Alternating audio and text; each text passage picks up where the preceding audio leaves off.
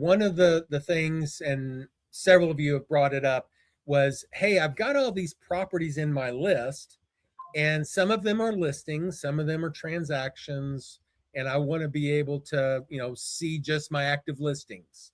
So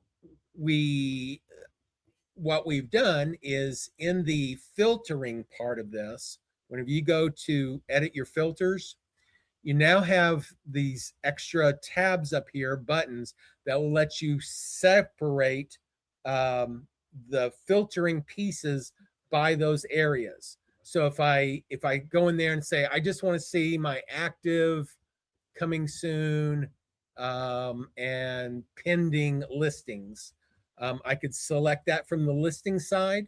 I can gather it with other filters from other things as well, but if I then come in here and just say my active listings and click on save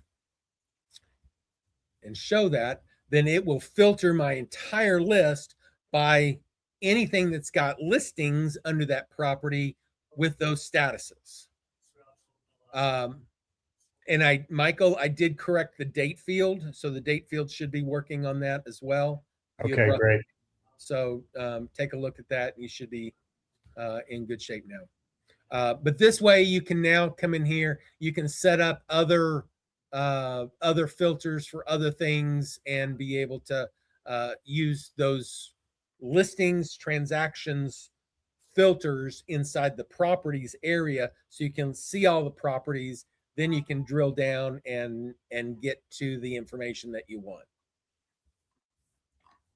Any questions there? No, it's good.